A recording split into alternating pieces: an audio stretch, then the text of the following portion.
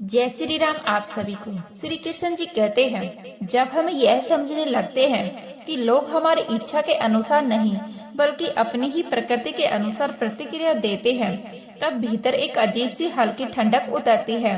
जैसे मन अचानक स्वीकार करना सीख जाता है। नाराजगी धीरे धीरे पिघलने नहीं बल्कि अपनी जगह बदल लेती है। वह समझ में बदल जाती है और समझ हमेशा रिश्तों को बचा लेती है। क्योंकि सच तो यह है कि जितनी चोट हमें व्यवहार से नहीं लगती, उससे ज्यादा हमारी अपनी उम्मीदें हमें घायल कर देती है। उम्मीदें जितनी बड़ी, टूटने की आवाज उतनी ही धीमी लेकिन गहरी होती है और आदमी सोचता रह जाता है कि दर्द किसी और ने दिया या हमने खुद से दिया। और जब अंदर ऐसी समझ पड़ने लगती है, तब व्यक्ति महसूस करता है कि वास्तविक स्वतंत्रता बाहर की दीवारें टूटने से नहीं आती। असली स्वतंत्रता तो तब शुरू होती है जब भीतर के डर एक एक करके ढाने लगते हैं। वही डर जो वर्षों से मन के किसी कोने में चुपचाप जंग खा रहे होते हैं। समाज की राह है, बीते अनुभव की परछाइयाँ, अपनी ही सीमाओं की पकड़ और ना जाने कितनी बेनाम आवाजें जो हम पर हुकूमत करती रहती है।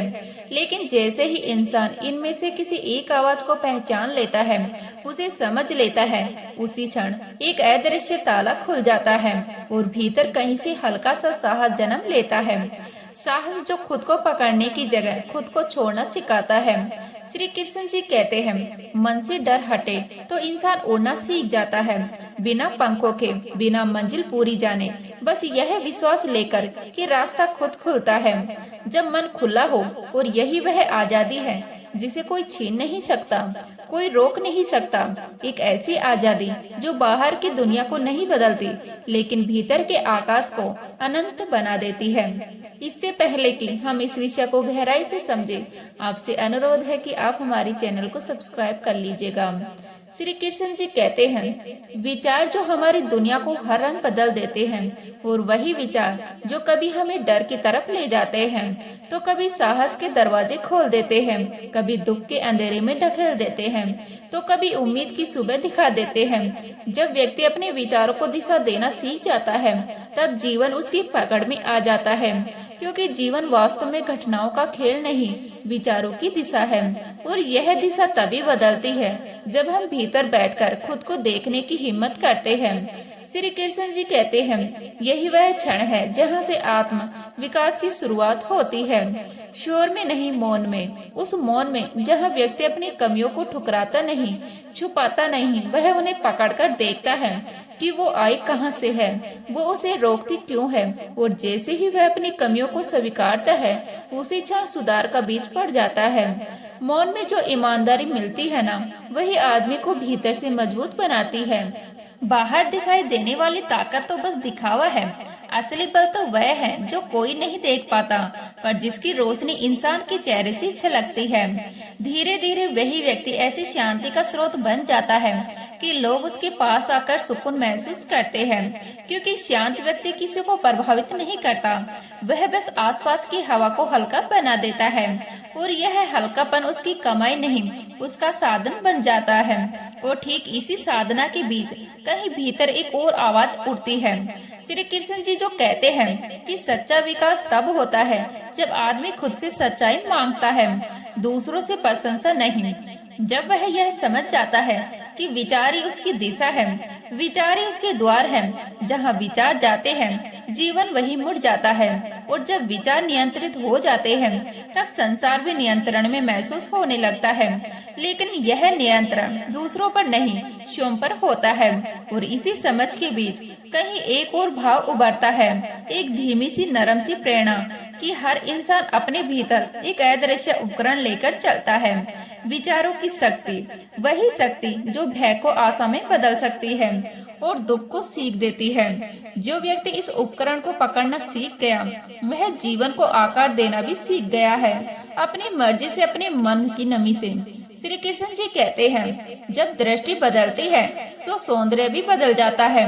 वही साधारण सी चीजें अचानक अर्थपूर्ण लगने लगती है। श्री कृष्ण जी के यही उपदेश है कि सौंदर्य वस्तु में नहीं, मन की भावना में होता है। जब मन प्रेम से देखना सीख जाता है, तब पत्थर में भी कला दिखाई देती है और कठिनाइयों में भी कोई छुपा हुआ अवसर। जीवन उतना कठोर नहीं होता जितना हमारी दृष्टि उसे बना देती है। जब नजर नरम हो जाती है, संसार अपने आप सुंदर महसूस होने लगता है, जैसे कोई पुरानी खिड़की अचानक खुल जाए और भीतर एक नई रोशनी उतर आए, और वही रोशनी धीरे धीरे मन में विनम्रता पैदा करती है। वह विनम्रता जो ज्ञान से भी बड़ी होती है, क्योंकि सबसे बड़ा ज्ञान यही नहीं कि हम क्या जानते हैं, बल्कि यह है समझ के कितना विशाल है जो हम नहीं जानते। जब इंसान इस असीमितता को स्वीकार लेता है, तब उसके भीतर सीखने का एक मौन उत्साह जन्म लेता है। वह अपने विचारों पर जिद नहीं करता, अपनी समझ पर गर्व नहीं करता, बल्कि वह संसार को वैसे ही देखने लगता है जैसे कोई बच्चा पहली बार दुनिया को देखता है, बिना अहंकार, बिना सीमाएं। यही खुलापन उसे दिन ब दिन और गहरा बनाता है, और यह गहराई कभी शोर से नहीं आती, हमेशा भीतर के मौन से आती है। उसी मौन में भावनाएं भी अपना असली रूप दिखाती है। भावनाएं कब से आती है और कब चली जाती है, इसे देखने वाला व्यक्ति धीरे धीरे भावनाओं के ऊपर उठना सीख जाता है।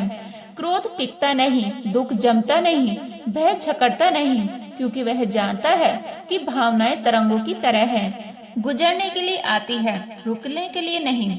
जब मन उन्हें पकड़ने की आदत छोड़ देता है, तब भीतर एक ऐसी स्वतंत्रता जन्म लेती है जो किसी भी बंधन से बड़ी होती है, और यही स्वतंत्रता मनुष्य को चेतना के स्तर पर जीना सिखाती है। एक ऐसे स्तर पर जहाँ मन भारी नहीं रहता और हृदय बोझ नहीं ढोता।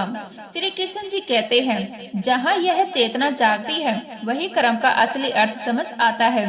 श्री कृष्ण जी के यह भी उपदेश है कि कर्म का मूल्य परिणाम में नहीं, भावना में होता है। अच्छा करने के बाद तुरंत फल की चाहत छोड़ देना ही सबसे बड़ा फल बन जाता है। ब्रह्मांड कर्मों का हिसाब उसी सटीकता से रखता है जैसे कोई अदृश्य लेखाकार, चाहे हम पर विश्वास करे या नहीं, फल समय से मिलता है, उतना ही जितना आवश्यक है, उतना ही जितना हमारी यात्रा को आगे बढ़ाता है। जो यह समझ लेता है वह अधीर नहीं होता, वह शांत रहता है, क्योंकि उसे पता होता है कि समय कभी खाली नहीं आता।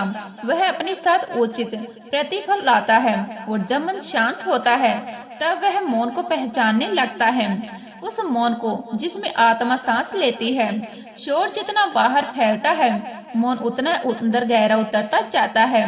वही मौन वह स्थान है जहाँ व्यक्ति अपनी पहली खुद से मिलता है, अपने असली घर से, जो बाहर कहीं नहीं बल्कि भीतर ही छिपा बैठा है। मौन किसी कमजोरी का संकेत नहीं, वह तो एक अदृश्य शक्ति है, कई बार शब्दों से भी ज्यादा स्पष्ट, कई बार उपस्थिति से भी ज्यादा प्रभावी।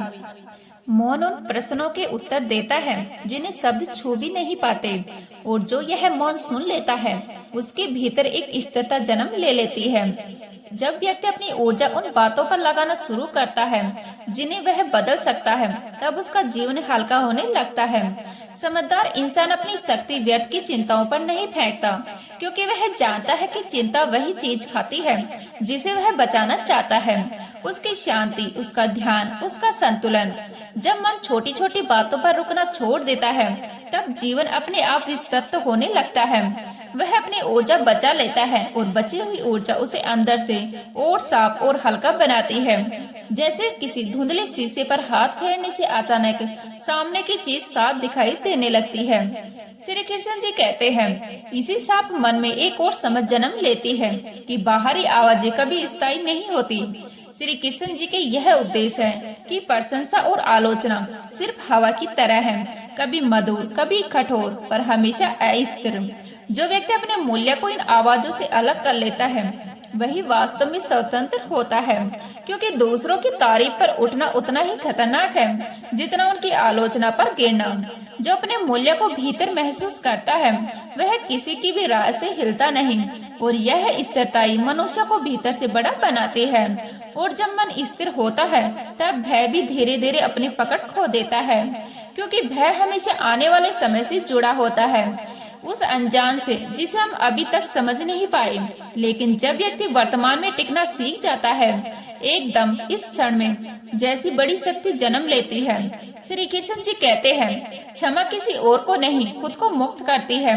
जो क्षमा नहीं कर पाता वह अपने भीतर झरझमा करता रहता है, धीरे धीरे चुपचाप बिना जाने। लेकिन जो क्षमा कर देता है उसका हृदय हल्का हो जाता है, और यही हल्कापन उसकी मानसिक यात्रा का पहला कदम बनता है।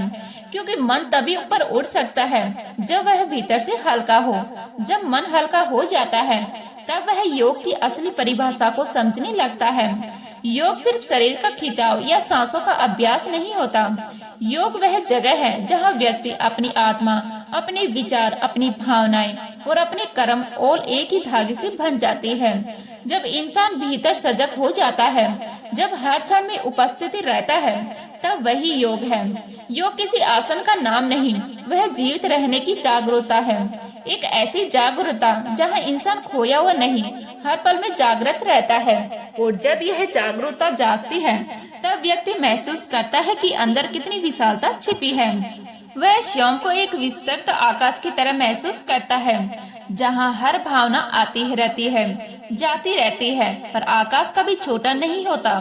वह जानता है कि उसके भीतर जो शांति है वही उसकी सबसे बड़ी शक्ति है। श्री कृष्ण जी कहते हैं, जब व्यक्ति अपने विचारों की गुणवत्ता सुधारना शुरू करता है तभी उसका भाग्य बदलने लगता है। श्री कृष्ण जी के ये भी उपदेश है कि भाग्य को दोष देना आसान है, लेकिन अपने विचारों को सुधारना कठिन। और वही कठिन कार्य जीवन को नया आकार देता है, क्योंकि विचार दिशा बनाते हैं, दिशा कर्म बनाती है, और कर्म ही भाग्य का पुनर्निर्माण करती है। परिवर्तन बाहर नहीं, भीतर से शुरू होता है।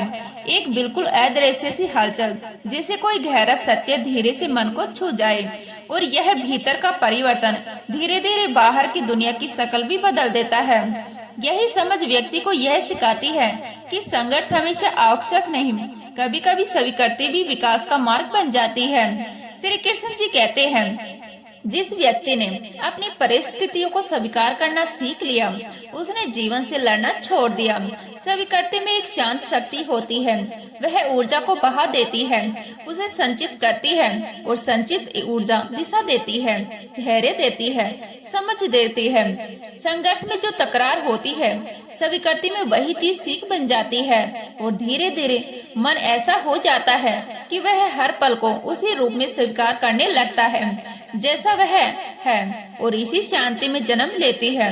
जब मन में यह शांति आ जाती है तब व्यक्ति समझता है कि सच्ची उन्नति भीतर से होती है, जहाँ धैर्य बढ़ता है, करुणा गहरी होती है, अहंकार धीमे से गिरता है, और बुद्धि अपने आप शांत, तेजस्वी और साफ होने लगती है।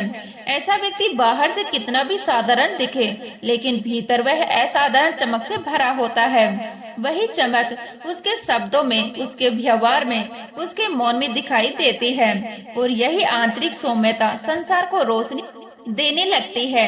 और जब व्यक्ति अपनी यात्रा को इस नई दृष्टि से देखने लगता है, तब उसे पता चलता है कि जीवन कभी वह नहीं देता जो हम मांगते हैं। जीवन केवल वही देता है जो हमारे विकास के लिए आवश्यक है।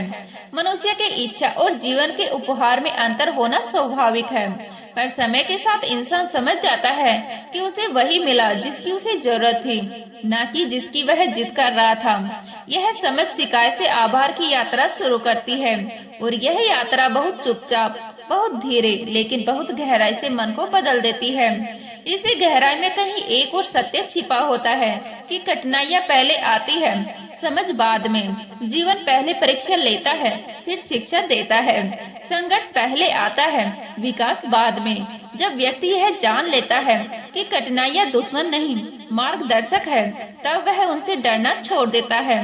वह हर चुनौती को एक नई सीख की तरह देखने लगता है। कोई भी कठिनाइयाँ तब भारी नहीं लगती जब मन उसे समझने की क्षमता रखता हो, और यही क्षमता व्यक्ति को टूटने से बचाती है, आगे बढ़ने का साहस देती है। श्री कृष्ण जी कहते हैं, जब व्यक्ति स्वयं को जान लेता है तब उसके भीतर एक ऐसी स्पष्टता जन्म लेती है जो किसी भी परिस्थिति को धुंधला नहीं होने देती। जैसे दर्पण अपनी धूल हटाने पर चमक उड़ता है, वैसे ही मन भी तब उजला हो जाता है जब उसमें जमा नकारात्मकता साफ होने लगती है। श्री कृष्ण जी कहते हैं, विचारों का शुद्धिकरण आत्मा की सफाई जैसा है। स्वार्थ, क्रोध, ईर्ष्या, यह सब मन पर जमी वह धूल है जो हमें स्वयं से दूर कर देती है। और जब व्यक्ति यह धूल हटाना शुरू करता है, तब वह दुनिया को नहीं, खुद को साफ देखने लगता है। और यह स्पष्टता किसी भी बाहरी रोशनी से बड़ी होती है। जब व्यक्ति स्वयं बदलना शुरू करता है, तब उसके आसपास की दुनिया भी उसकी प्रतिध्वनि में बदलने लगती है। कुछ लोग जीवन को बदलने का प्रयास करते हैं और थक जाते हैं, क्योंकि जीवन किसी के नियंत्रण में नहीं। लेकिन जो स्वयं को बदलते हैं, वो जीवन से लड़ना छोड़ देते हैं। वो जीवन के साथ बहना सीख जाते हैं। उनका बदलाव अंदर से बाहर तक फैलने लगता है, जैसे कोई शांत नदी अपने दोनों किनारों को धीरे धीरे आकार देती है। और यह बदलाव उन्हें एक ऐसी एकता का एहसास कराता है जो कोशिश से नहीं, चेतना से आती है। और चेतना तब जागती है जब मन शांत होता है। श्री कृष्ण जी कहते हैं कि जीवन हर क्षण हमें संदेश देता है, मगर हम उसे तभी सुन पाते हैं जब अंदर का शोर शांत हो जाए। विचारों की भीड़, भावनाओं की दौड़, भीतर का हंगामा सब थमता है। जब जीवन की सूक्ष्म फुसफुसाहट सुनाई देती है, वह फुसफुसाहट हमारे लिए ही होती है। मार्गदर्शन, संकेत, दिशा। मन जितना शांत होता है, उतना ही जीवन हमें स्पष्ट दिखने लगता है। जैसे रात के बाद धीरे धीरे फैलती रोशनी सब कुछ अपने असली रूप में दिखा देती है। और इसी रोशनी में एक बड़ा सत्य दिखाई देता है कि साहस किसी परिस्थिति से नहीं आता, साहस एक निर्णय से आता है।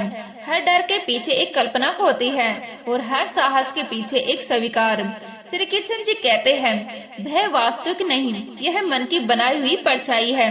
जब व्यक्ति यह पहचान लेता है, तब उसके भीतर एक नया साहस जन्म लेता है। यह साहस उसे उन जगहों तक ले जाता है जहां जाने का उसने कभी सोचा भी नहीं था। जैसे कोई बंद दरवाजा अचानक भीतर से खुल जाए और पूरे आकाश को देखने का अवसर मिल जाए। जब व्यक्ति दुख में भी कृतज्ञता पाता है, असमझ से भी विश्वास रखता है और अंधकार में भी प्रकाश का हल्का सा अनुभव कर लेता है, तब वह साधारण नहीं रहता। वह उस अवस्था में पहुंच जाता है जहां जीवन उसे गिराता नहीं, क्योंकि उसका आधार बाहर नहीं, भीतर होता है। यही वह क्षण है जहां मनुष्य की आत्मा अपने सबसे बड़े चमत्कार को महसूस करती है। मिलते हैं नेक्स्ट वीडियो में, तब तक के लिए जय श्री राम।